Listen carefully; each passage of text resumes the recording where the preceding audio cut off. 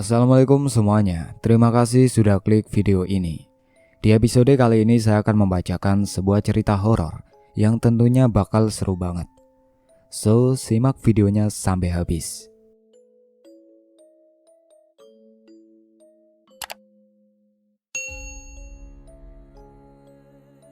Haha, akhirnya dapat juga. Lumayan nih 4 ekor, gede-gede. Dagingnya banyak ini pasti. Gumam Pak Rasmin sendiri sambil dudukan di bawah pohon, usai rehat menangkap buruannya. Di pinggiran kali itu dia menyalakan rokok sambil memandangi buruan yang didapatnya dari jebakan yang dia pasang. Usai dirasa cukup, langit sore mulai terlihat bersedih, pertanda hujan akan segera turun. Pak Rasim kemudian bergegas membawa buruannya untuk pulang ke rumah. Pak Rasmin mengikatkan buruannya di motornya dan segera kembali pulang ke rumah, dan tentunya sudah memasang jebakan lagi, dan dia akan mengeceknya esok harinya.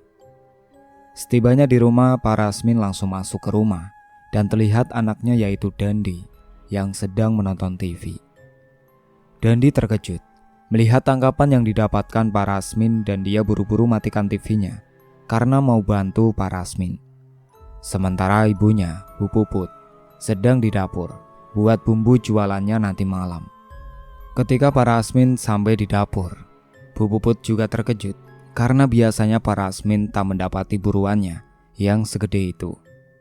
Bu Puput pun senang karena nanti pasti akan menjadi uang banyak. "Pak, itu tangkapannya hari ini?" tanya Bu Puput. "Iya, Bu." "Gede banget, Pak. Nanti pasti dagingnya banyak dan kita dapat uang banyak." "Iya juga ya, Bu. Bener kata Ibu." "Ya udah, Bapak mau sembelih dulu ini biawaknya." "Iya, Pak. Ibu juga mau bikin bumbunya dulu." Kemudian Pak Rasmin dan Dandi menuju ke belakang rumah dan ada pancurannya di situ. Pak Rasmin kemudian menyembelih semua biawak itu, dibantu Dandi yang mulai mengulitinya dan kemudian memotongnya jadi kotak kecil-kecil. "Ini kamu potong-potong ya, Dan?" "Iya, Pak." Singkatnya, usai Pak Rasmin dan Dandi bersihkan dan dipotong-potong daging itu, segera mereka bawa masuk ke rumah. Pak Rasmin mandi dulu karena sudah sore. "Udah semua ini, Pak?" "Ya udah, ayo dibawa masuk biar dibumbui ibumu. Bapak mau mandi dulu, gerah." Mereka berdua pun beranjak masuk membawa semua daging yang sudah dipotong. Kala itu Dandi melanjutkan nusuk-nusuk tuh daging ditusukkan sate. Kemudian dibantu Bu Puput yang ternyata sudah selesai menyiapkan bumbunya. "Ini, Bu, sudah selesai semuanya," ucap Dandi. "Banyak banget ya, Dan, hasilnya." "Ya udah sini, Ibu bantu tusuk-tusuk dagingnya." Memang keluarga Pak Rasmin ini mereka adalah penjual sate biawak dan mereka dagangnya malam hari di dekat alun-alun, menggunakan gerobak yang sudah ditaruh di sana, dan karena sering dilalui orang-orang yang lewat, dagangannya Pak Rasmin ini banyak diminati di situ. Kadang ada juga yang membeli dengan alasan buat obat, karena rumornya daging biawak bisa menyembuhkan penyakit kulit gatal.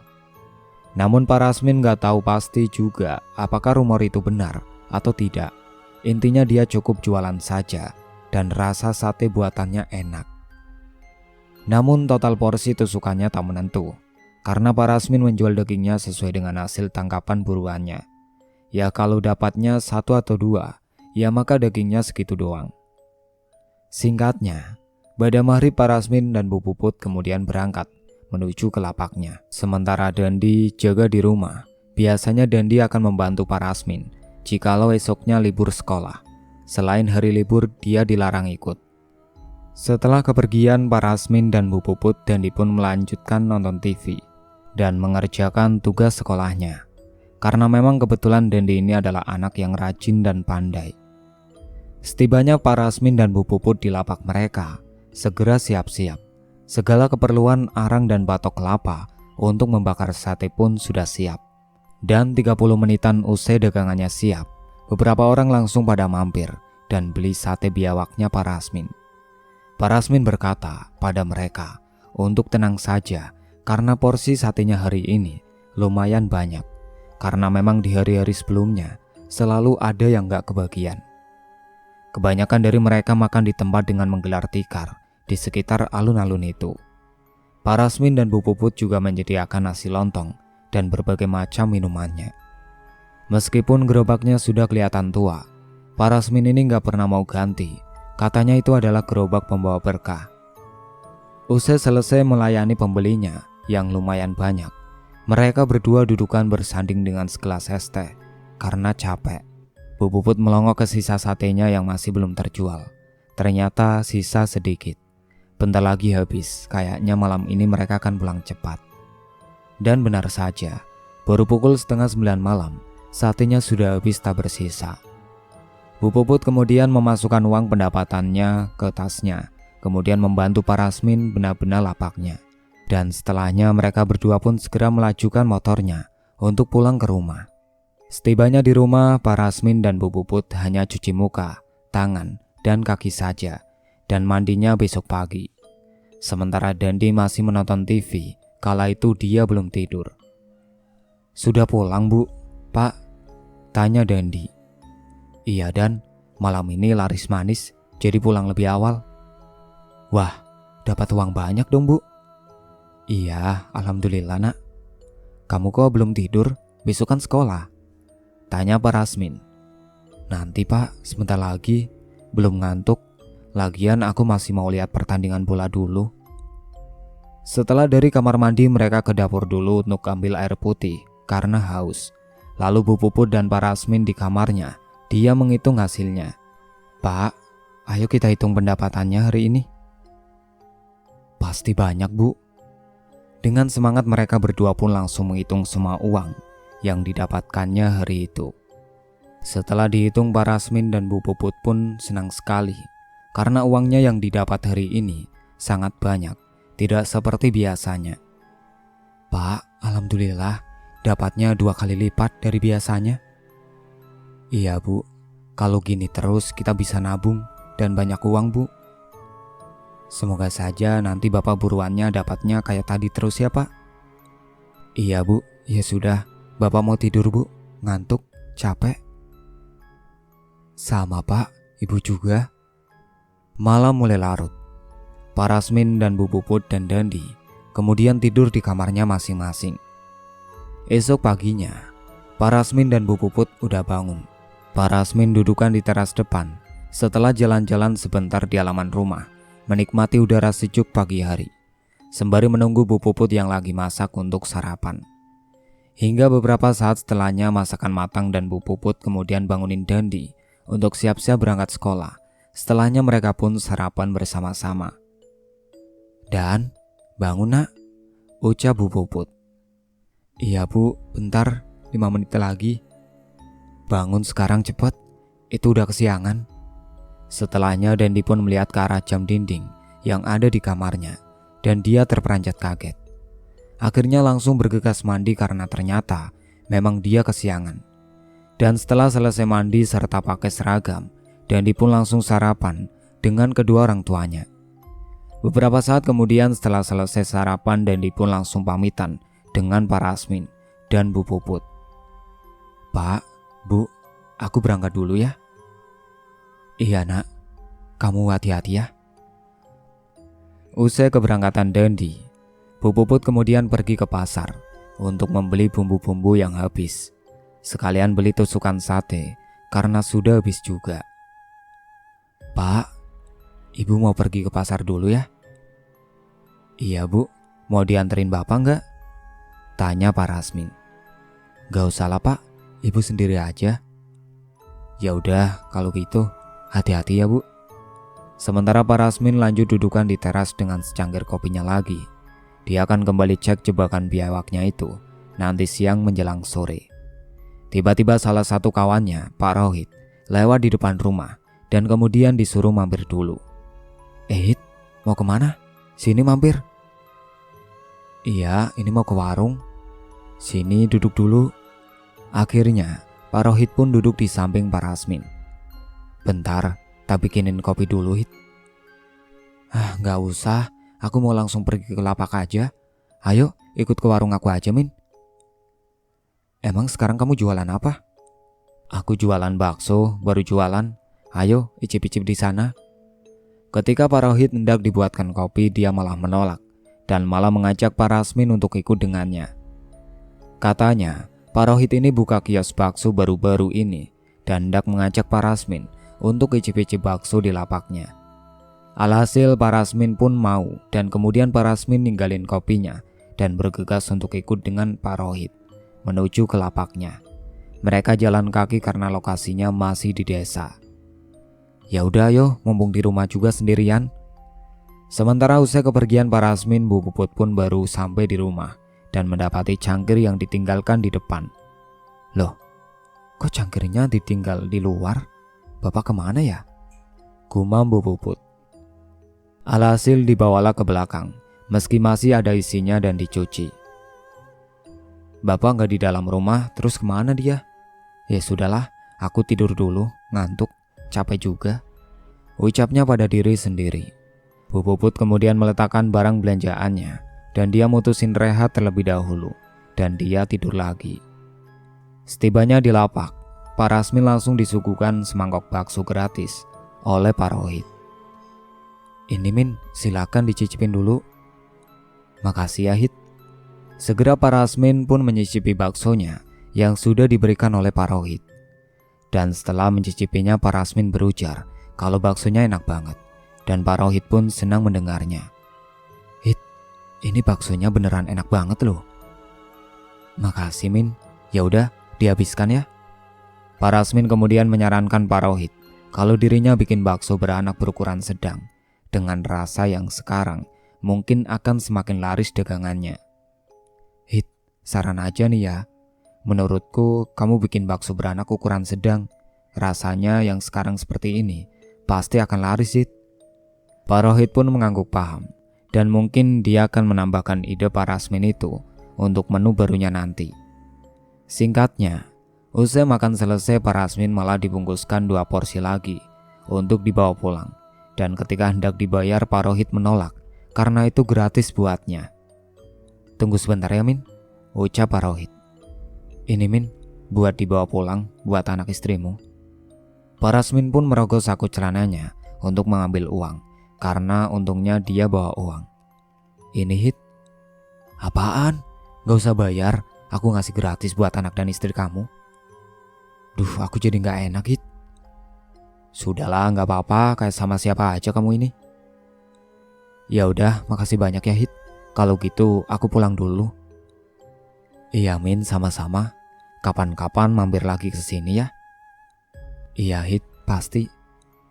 Memang Pak Rasmin dan Pak Rohit ini rekan dekat. Jadi ya tidak heran. Pasalnya Pak Rasmin juga dulu sering ngasih sate Pak Rohit gratis ketika lagi mampir ke lapaknya. Pak Rasmin pun mengucapkan terima kasih lantas dia berjalan pulang ke rumah siang itu juga. Setibanya di rumah ternyata Dandi sudah pulang kala itu. Karena memang Pak Rasmin tadi lama banget di kiosnya Pak Rohit. Pak Rasmin kemudian memberikan bakso itu pada Dandi dan menyuruhnya untuk memberikan kepada ibunya juga. Kamu sudah pulang Dan? Iya Pak, Bapak dari mana?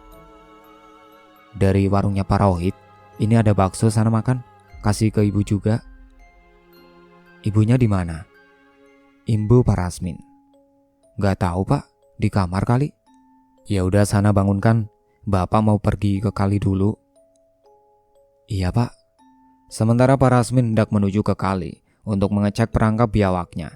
Dengan motornya Pak Rasmin pun langsung menuju ke lokasi. Setelah kepergian Pak Rasmin, Dandi pun menghampiri ke kamar Bu Puput. Tapi ternyata saat dia hampiri, Bu Puput sudah bangun. Ibu, ayo makan bakso bareng. Dapat bakso dari mana nak? Tadi dikasih Bapak Bu, katanya dikasih sama Pak Rohit. Akhirnya siang itu Dandi dan Bu Puput langsung makan bersama sambil menonton TV. Bapak kemana Dan? Tadi udah berangkat ke kali Bu. Setibanya di lokasi ternyata awan malah mendung, namun belum turun hujan sama sekali. Pak Rasmin kemudian bergegas mengecek jebakannya dan dia mendapati 3 ekor saja dan yang besar ukurannya itu hanya 1. Setelahnya Pak Rasmin kembali memasang jebakan dan meletakkan potongan ayam sebagai pemancingnya. Namun tiba-tiba saja gerimis mulai turun dan Pak Rasmin pun bergegas membawa biawak yang sudah diikatnya itu menuju ke gubuk dekat dia memarkirkan motornya. Alhasil dia pun terjebak hujan dan memutuskan untuk rehat di gubuk itu sembari menunggu hujan reda. Duh, hujan. Ya udahlah, neduh dulu saja sambil nunggu hujan reda, gumamnya. Untung Pak Rasmin ini selalu membawa bekal termos dan air panas dan dia pun menyeduh kopi di situ. Dia ngopi sambil menikmati suasana yang sepoi-sepoi dingin akibat hujan dan dia melihat hasil tangkapannya yang mungkin nanti hasilnya lebih sedikit dari kemarin. Iya, tapi mau gimana lagi, dia mencoba tetap bersyukur. Namun karena hujan masih tak kunjung reda, Pak Rasmin kemudian terlelap tertidur usai rebahan di gubuk itu. Dan dia malah mendapati mimpi yang aneh. Dalam mimpinya, dia berjalan di sekitaran kali itu dan tak sengaja dia bertemu dengan sosok genderuwo penunggu kali itu. Sontak dia pun ketakutan, namun tak bisa berlari. Sosok itu malah tiba-tiba nawarin sesuatu pada Pak Rasmin. Jikalau Pak Rasmin mau memenuhi permintaan sosok itu, maka sosok itu akan membantu Pak Rasmin mendapatkan biawak dengan mudah, karena memang itu adalah wilayah sosok itu. Jika kau mau memenuhi permintaanku, nanti aku akan membantumu mendapatkan biawak dengan mudah. Dengan perasaan takut dan bicara yang tergagap, Pak Rasmin menanyakan apa maksudnya. Apa maksudnya? Kemudian, sosok itu berujar, meminta disediakan 2 potong ayam hitam dan kembang 7 rupa, serta kopi 1 gelas. Dan disuruh diletakkan di bawah pohon kembar yang ada di ujung kali ini. Dan jika Pak Rasmin mau melakukan itu, sosok itu menjamin bahwa Pak Rasmin tak akan kesusahan lagi mencari biawaknya. Siapkan 2 potong ayam hitam dan kembang 7 rupa, serta kopi 1 gelas. Nanti letakkan di pohon kembar yang ada di ujung kali ini. Kalau kamu mau melakukan itu, aku akan menjamin kamu tidak akan kesusahan lagi mencari biawaknya, jelasnya. Kemudian setelah mengucapkan hal itu, sosok genderuwo tersebut pun pergi menghilang dengan sendirinya dan meninggalkan asap hitam tebal. Setelahnya Pak Rasmin pun terlonjak bangun dari tidurnya dan ternyata hujan sudah reda. Namun dia masih bingung dengan mimpinya barusan. Apa maksud dari mimpi tadi? Gumamnya. Dan dia celingukan ke sana kemari, namun tak mendapati apapun di sana. Dia kemudian mutusin untuk segera pulang ke rumah karena sudah kesorean banget. Sesampainya di rumah, Pak Rasmin langsung menyembelih biawaknya seperti biasa, dibantu oleh Dandi dan Bu Puput yang membuat bumbu untuk olahan sate biawaknya. Singkatnya, benar ternyata Pak Rasmin dan Bu Puput sudah ada di lapak malam itu. Dan hari ini porsi mereka lebih sedikit daripada yang kemarin. Alhasil jualan mereka pun sebentar saja karena langsung habis semuanya. Sambil bersih-bersih lapak, Bu Puput ini berujar angan-angan. Andaikan tangkapan buruannya Pak Rasmin lebih banyak, mungkin saja mereka bisa mendapatkan untung banyak. Pak, andaikan saja hasil tangkapannya Bapak lebih banyak, pasti kita akan mendapatkan untung yang banyak ya Pak? Iya Bu. Pak Rasmin hanya mengiyakan hal itu dan kembali lanjut berbenah, kemudian segera pulang ke rumah. Setelah semuanya sudah dibenahi, mereka berdua pun segera pulang dengan motornya menuju ke rumah. Setibanya di rumah karena belum terlalu larut, Pak Rasmin dudukan di teras sambil ngopi. Dan Dandi baru saja tiba di rumah, usai tadi keluar bentar beli mendoan dan membaginya ke Pak Rasmin. Pak Rasmin menatap ke halaman rumahnya yang basah akibat hujan tadi sore. Dia merenung tentang hasil tangkapannya yang hanya segitu-segitu saja. Kalau hasil tangkapanku cuma segitu-segitu saja, gimana aku mau dapat banyak untung? Gumamnya. Dan tiba-tiba saja dia teringat akan mimpinya sewaktu di gubuk. Dia menjadi kepikiran antara pengen mencobanya atau tidak sama sekali. Namun karena penasaran, tak ada salahnya untuk mencoba satu kali. Jikalau gagal mungkin hanya rugi sedikit, tapi jika berhasil mungkin dia bisa mendapatkan untung yang banyak. Apa aku coba sekali saja ya? Siapa tahu beruntung, Kalau enggak, ya enggak apa-apalah, rugi dikit, gumamnya. Malam semakin larut dan hawa dingin merasuk ke dalam tubuh.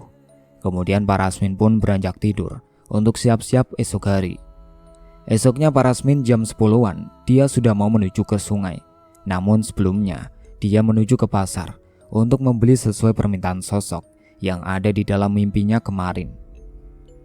Setelahnya Parasmin langsung menuju ke kali. Dan setibanya di sana dia langsung mendatangi pohon kembar yang memang berada di ujung kebun di kali itu. Setelahnya dia meletakkan semua syarat itu di bawah pohon. Tentunya ayam hitamnya sudah dimatikan terlebih dahulu. Merasa tidak ada perubahan apapun, Parasmin kemudian memilih menunggu di gubuk untuk nanti mengecek perangkapnya sore hari.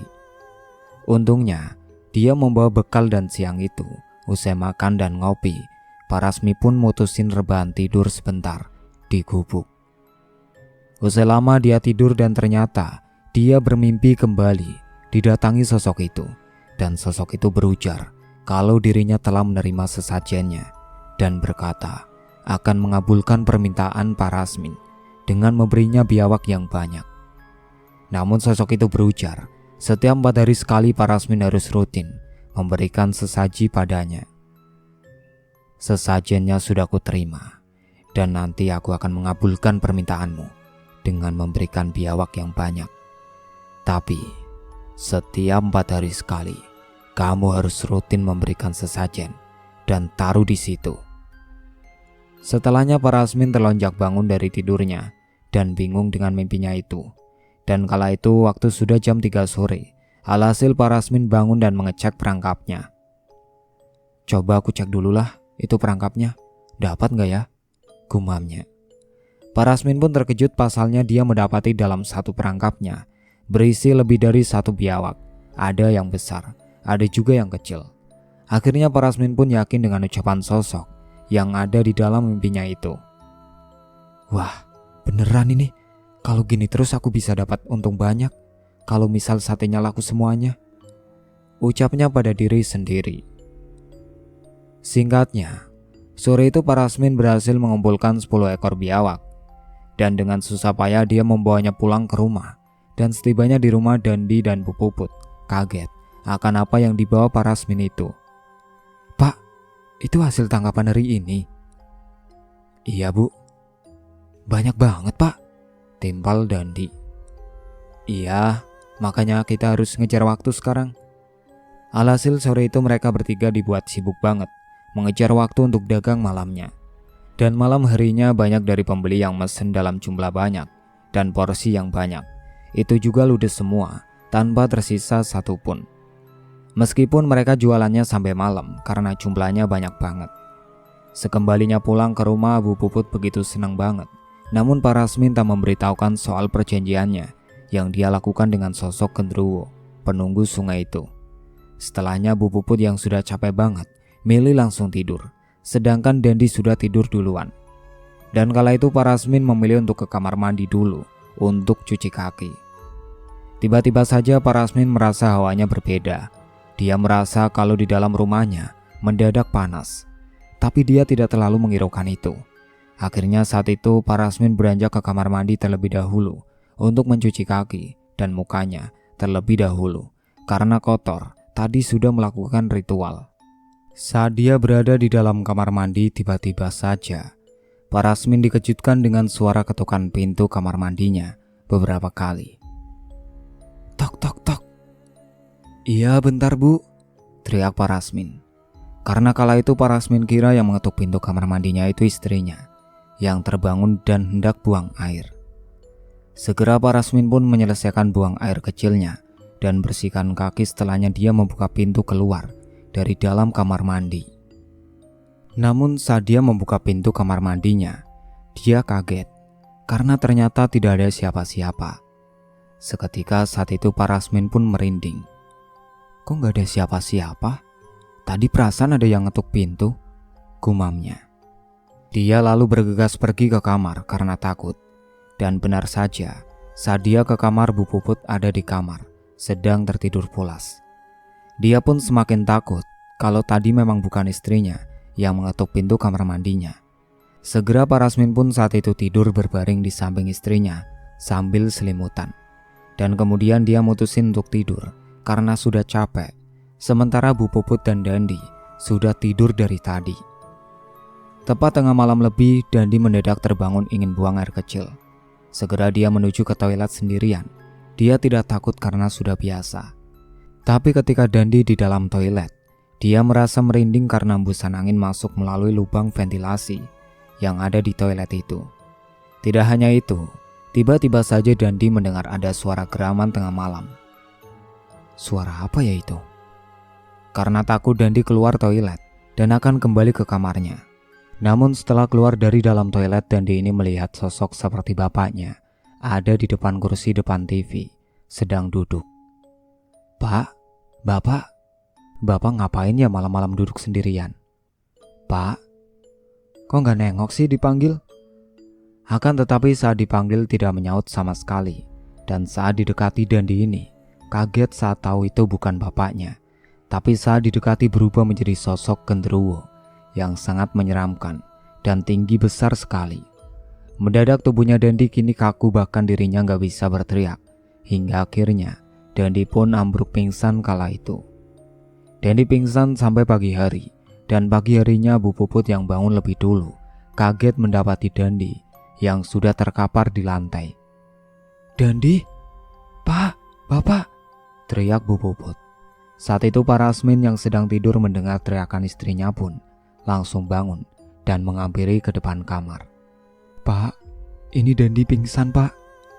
Segera saat itu Dandi pun diangkat oleh Parasmin dan dibantu Bu Puput menuju ke dalam kamar. Dandi mencoba disandarkan oleh Bu Puput. Hingga beberapa saat kemudian, dia pun sadar dan Bu Puput langsung mengambilkan teh hangat untuk Dandi. Singkat cerita, berhari-hari setelahnya Parasmin semakin gencar mendapati tangkapan yang begitu banyak dengan ukuran yang lumayan. Hari-hari terus berlalu dengan keuntungan yang semakin banyak diraupnya. Bahkan kini Parasmin meminta bantuan seseorang tetangganya untuk membantu memotong-motongi daging biawaknya waktu sore hari. Singkat cerita, warungnya Parasmin ramai dan suatu ketika saat Bu Eli sedang memasak di dapurnya, Bu Eli mendengar ada suara wanita yang sedang bersenandung. Namun saat Bu Eli mencari ke sana kemari, ternyata tidak ada siapa-siapa. Seketika bulu kuduknya Bu Eli berdiri semuanya. Namun sepertinya hanya Bu Eli saja yang mendengar suara wanita bersenandung itu. Karena karyawan yang lainnya yang juga ada di dapurnya tidak mendengar ada suara wanita yang bersenandung. Kalian dengar ada suara wanita yang bersenandung gak? Tanya Bu Eli. Enggak, emangnya siapa? Tanyanya. Gak tahu, ibu mendengar ada suara wanita yang bersenandung. Jawab Bu Eli. Gak dengar, Bu? Jawabnya. Akhirnya suasana seketika terhening dan suara wanita bersenandung itu semakin terdengar keras. Dan kali ini, Bu Eli serta karyawan yang lain juga ikut mendengarnya. Sontak karyawan yang lain yang ada di dapur itu takut karena suara itu seketika berubah menjadi suara wanita yang menyinden. Tidak hanya itu, Bu Eli juga mendengar ada suara geraman di dalam warungnya kala itu. Membuat Bu Eli pun langsung merinding kala itu bulu kuduknya berdiri semua. Karena memang selain Parasmin dan Bu Puput, ada yang bantu tetangganya di rumah, di warungnya yang sekarang semakin besar karena direnov itu. Parasmin dan Bu Puput memiliki 3 karyawan. Mereka membantu melayani, kadang masak di dapur. Karena sekarang Parasmin tidak hanya jualan sate biawak saja, ada lauk lainnya juga. Karena memang Parasmin butuh waktu rehat untuk dagang malam harinya, dan sudah berkali-kali juga Parasmin memberikan sesajen untuk penunggu sungai itu. Suatu ketika ada salah satu pembeli yang datang ke warungnya Parasmin itu. Pembeli itu ternyata memiliki kelebihan untuk melihat sosok-sosok yang tidak kasat mata. Dan akhirnya pembeli itu tidak betah makan sate di warung sate Parasmin. Karena melihat ada beberapa sosok makhluk yang tak kasat mata itu berada di warung satenya Parasmin. Pembeli indigo itu melihat ada sosok pocong, sosok genderuwo, sosok kuntilanak. Sehingga pembeli indigo itu pun mempercepat makannya karena tidak nyaman ditatap tajam oleh sosok-sosok tersebut. Pembeli indigo itu mengatakan kepada Bu Eli yang saat itu sedang melayani pembeli itu, dan pembeli indigo itu pun berbisik ke telinganya Bu Eli. "Bu, di sini kok banyak mereka ya?" ucapnya. "Maksudnya Mbak?" tanya Bu Eli. "Banyak sosok-sosok tak kasat mata yang menjaga warung sate ini," ucapnya. "Sepertinya pemiliknya telah melakukan pesugihan penglaris, Bu," ucapnya. Sontak Bu Eli pun terkejut dengan apa yang dikatakan oleh pembeli itu. Tapi saat itu Bu Eli tidak terlalu memperdulikan hal itu karena dia tidak mau ikut campur. Takutnya nanti malah dia kehilangan pekerjaannya. Kala itu ada pelanggan yang izin mau buang air kecil di toilet warungnya. Dia pun dipersilakan oleh Parasmin. Akan tetapi, pelanggan itu saat hendak masuk ke dalam toilet, betapa terkejutnya dia dikejutkan dengan sosok genderuwo yang sangat menyeramkan sekali berada tepat di hadapannya. Dan seketika, pelanggan itu berteriak, hingga akhirnya pelanggan itu pun ambruk jatuh di depan toilet. Para pelanggan yang lain mendengar teriakannya itu, segera menghampiri ke belakang. Begitu juga dengan Parasmin dan Bu Puput, pemilik warungnya. "Ada yang pingsan, ayo bantuin," ucap pembeli. Kala itu segera pelanggan itu dibawa pulang oleh keluarganya yang kebetulan makan bersama di warungnya Parasmin. Namun semua tidak tahu apa yang sebenarnya terjadi, karena mereka tahu hanya memang pingsan biasa saja. Setelahnya pelanggan dan pembeli yang lain pun melanjutkan menikmati makan sate biawaknya yang nikmat itu. Dan semenjak itulah Parasmin dan Bu Puput serta Dandi di rumahnya itu selalu diteror oleh sosok-sosok yang mengganggu mereka. Malam itu setelah selesai benah-benah warungnya, Parasmin dan Bu Puput segera pulang ke rumah karena sudah capek juga. Begitu juga dengan para karyawannya yang malam itu ikut pulang.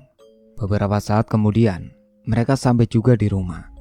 Sesampainya di rumah, Bu Puput langsung ke kamar mandi karena kebelet buang air kecil. Saat di dalam kamar mandi, tiba-tiba saja dia mendengar lagi ada suara wanita yang menyinden. Bu Puput pun merinding kembali. Sesaat setelahnya dia kaget ketika pintu kamar mandinya diketuk beberapa kali. Bu Puput yang berada di dalam kamar mandi mendengar langkah kaki yang besar dan berat dari luar kamar mandi. Bu Puput pun langsung gemetaran. Kala itu dia tidak berani untuk membuka pintunya. Dari dalam samar-samar dia melihat ada bayangan hitam yang terlihat dari pintu kamar mandinya. Apa itu yang ada di depan? Beberapa saat kemudian sudah tidak terlihat lagi bayangan hitam dan suara tapakan kakinya. Bu Puput pun mencoba untuk keluar dari dalam kamar mandinya. Ternyata benar, sudah kosong, tidak ada apa-apa. Bu Puput pun lari terbirit-birit menuju ke dalam kamarnya. Sesampainya di dalam kamar dia langsung menenggelamkan tubuhnya di balik selimut. Sesampainya di kamar, Parasmin menanyakan kepada Bu Puput apa yang sudah terjadi dengannya karena terlihat ketakutan. "Bu, ibu kenapa ketakutan gitu?" tanya Parasmin. Enggak apa-apa Pak, ibu capek aja, jadi lari-lari pengen buru-buru tidur." "Yakin Bu?" "Iya Pak." Akhirnya malam itu mereka pun segera tidur, memejamkan kedua matanya karena sudah sangat capek sekali. Suatu malam, Parasmin dudukan di depan teras rumah dan dia minta dibuatkan kopi oleh Bu Puput. Saat Bu Puput sedang membuatkan kopi di dapurnya, dia terkejut ketika ada sekelebat bayangan hitam yang melintas di hadapannya. Bersamaan dengan itu dia mencium bau busuk yang menyeruak ke dalam hidung. Baunya seperti bangkai tikus dan anyir darah. Bu Puput merasakan merinding kembali pada tubuhnya dan bulu kuduk langsung berdiri semua karena merasa dari belakang seperti ada yang melihat ke arah dia. Singkat cerita, suatu malam hari Dandi yang sedang nonton TV tiba-tiba saja Dandi dikejutkan dengan pintu kamarnya yang menutup sendiri, padahal tidak ada angin kencang yang berembus. Dan saat itu Dandi di rumah sendirian karena Parasmin dan Bu Puput sedang berada di warungnya. Sontak dia pun terperanjat kaget, jantungnya langsung berdegup dengan kencang. "Dandi!" Tiba-tiba terdengar ada suara yang memanggil namanya dengan lirih. Tambah merindinglah Dandi. Akhirnya dia langsung beranjak pergi masuk ke dalam kamar. Dia pun menenggelamkan tubuhnya di balik selimut karena ketakutan. Namun tiba-tiba saja Dandi mendengar ada suara orang yang mendengur di samping kasurnya. Dan dia pun mencoba untuk menoleh ke arah belakang. Karena penasaran dia pun menoleh. Saat itu Dandi pun sontak terkejut karena yang ada di sampingnya itu adalah sosok pocong yang sangat menyeramkan sekali. Sosok itu wajahnya hitam legam, dengan kedua matanya merah menyala, melotot tajam. Dengan mulut menganga, baunya busuk sekali. Hingga akhirnya tubuh Dandi pun terbujur kaku. Tidak bisa digerakkan sama sekali. Melihat sosok pocong itu, dia pun sampai pingsan. Beberapa saat kemudian Pak Rasmin dan Bu Puput yang baru saja pulang dari warungnya, mereka kira Dandi sudah tertidur pulas. Akhirnya mereka pun segera untuk tidur juga. Singkat cerita, namun hal tak terduga menimpa Dandi. Usia 11 bulan Pak Rasmin melakukan perjanjian dengan sosok tersebut. Suatu hari Dandi ini didatangi sosok di kali itu, dan setelahnya dia jatuh sakit berhari-hari. Malam itu Dandi yang sedang berada di dalam rumah sendirian. Kala itu dia sedang menonton TV, namun tiba-tiba saja Dandi melihat ada bayangan hitam yang melintas di dalam rumahnya. Sontak Dandi pun terperanjat kala itu, namun setelahnya dia mendengar ada suara geraman yang terdengar jelas di dekatnya. Suara itu seperti terdengar berada di belakang tubuhnya. Karena penasaran, Dandi pun mencoba untuk melihat ke belakang. Dan saat dia menoleh ke belakang, betapa terkejutnya dia. Ternyata ada sosok genderuwo yang sangat tinggi besar, menyeramkan sekali. Kedua matanya merah menyala menatap tajam, giginya bertaring panjang dan tajam, serta baunya busuk sekali, bulunya lebat hitam. Seketika, Dandi pun langsung terbujur kaku kala itu, dan dia yang tidak kuat melihat sosok itu pun akhirnya ambruk pingsan. Di dalam pingsannya itu Dandi bermimpi. Kala itu dia bermimpi berada di sebuah hutan yang sepi dan gelap sekali. Dandi yang ada di dalam hutan, dia kebingungan karena dia tidak tahu jalan keluarnya. Sesaat kemudian Dandi mendengar ada suara langkah kaki yang berat dan besar dari belakang tubuhnya. Suara langkah kaki itu terdengar berdentum, membuat Dandi merinding. Karena penasaran, Dandi pun menoleh ke belakang, dan ternyata di belakangnya Dandi itu ada sosok genderuwo yang sangat menyeramkan sekali. Sontak Dandi langsung terbujur kaku, dan sosok itu mengatakan kepada Dandi, "Kau akan mati." Tidak. Sementara di sisi lain kala itu Pak Rasmin dan Bu Puput yang baru pulang terkejut melihat Dandi sudah terkapar di lantai. "Pak, Dandi kenapa, Pak?" Saat itu mereka mencoba untuk membangunkan Dandi yang terkapar di lantai. Sesaat kemudian Pak Rasmin dan Bu Puput melihat Dandi yang teriak-teriak, Tidak. Dan sesaat kemudian akhirnya Dandi pun sadar dari pingsannya. Segera saat itu Bu Puput langsung mengambilkan air putih untuk Dandi. "Ini nak, diminum dulu." Setelahnya Bu Puput dan Pak Rasmin menanyakan apa yang sudah terjadi dengan Dandi bisa sampai pingsan. "Kamu kenapa kau pingsan, Dan?" "Aku juga gak tahu, Bu." Entah kenapa saat itu Dandi menjadi tidak ingat apa yang sudah terjadi sebelumnya. Akhirnya Bu Puput menyuruh Dandi untuk masuk ke dalam kamar saja untuk istirahat. Namun keesokan paginya, Dandi tiba-tiba demam panas tinggi banget dan akhirnya dia tidak berangkat sekolah. Dan semenjak saat itulah membuat Dandi sering berteriak-teriak gak jelas. Ternyata sosok itu mengincar Dandi untuk dijadikan tumbal bayaran atas apa yang Pak Rasmin lakukan. Sosok itu melenceng dari perjanjian. Dia yang tadinya minta ayam doang, kini malah ngelunjak minta manusia sebagai tumbalnya. Ya itulah namanya setan. Isinya hanya tipu daya. Mana ada setan yang menepati janji. Manusia aja kadang suka berkhianat. Alhasil Bu Puput dan Pak Rasmin pun panik dengan kondisi anaknya itu. Sudah diperiksakan ke dokter, namun tak kunjung sembuh juga. Hingga suatu hari mereka kedatangan Pak Leknya, yakni saudaranya Bu Puput. Dan Pak Lewono ini tahu soal dunia pergoiban. Dan Pak Lewono merasa ada yang aneh dengan apa yang diderita oleh Dandi. Dia mengajukan diri pada Pak Rasmin untuk membantu menyembuhkan Dandi. Pak Rasmin pun mempersilahkan. Singkatnya, Dandi kemudian diminumkan air yang sudah didoakan, dan tiba-tiba dia malah kerasukan dan mengamuk. Pak Lewono kemudian menanyai sosok tersebut, dan sosok itu berkata kalau Dandi akan menjadi tumbal bayaran atas apa yang dilakukan Pak Rasmin. Sontak Bu Puput dan Pak Lewono menatap ke arah Pak Rasmin, dan Pak Rasmin pun gelagapan. Namun untungnya, Pak Lewono memahami kondisi, tidak seperti mama yang kadang suka kepo dan pengen tahu suatu apapun detik itu juga. Alhasil Palewono kemudian menyuruh sosok itu untuk keluar, dan sosok itu malah menantang. Palewono kemudian mencipratkan air doa hingga Dandi mengerang kesakitan dan kepanasan. Hingga usai lumayan lama, Dandi guling-guling kayak sosis yang sedang dibakar.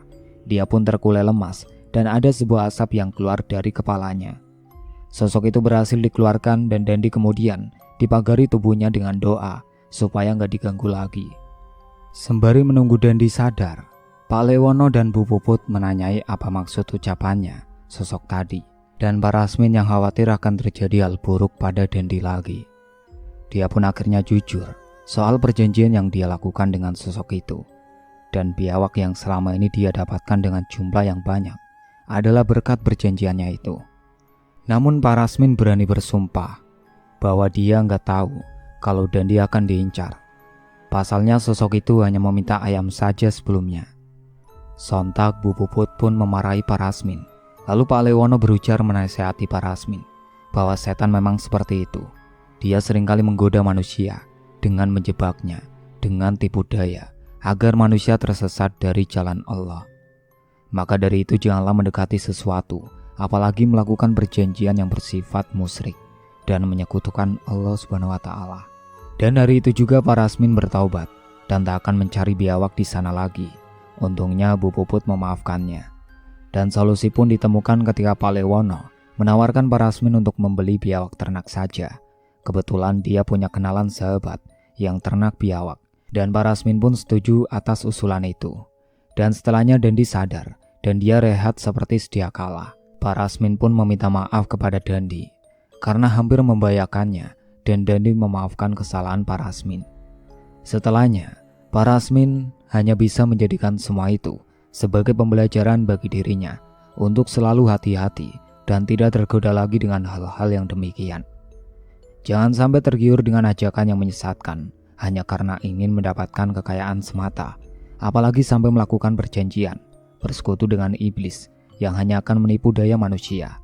Berpikirlah sebelum melakukan perbuatan dan pikirkan resiko nantinya.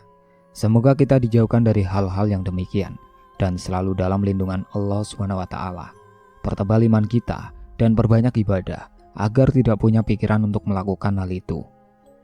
Itulah akhir ceritanya. Sekian dari saya. Wassalamualaikum warahmatullahi wabarakatuh.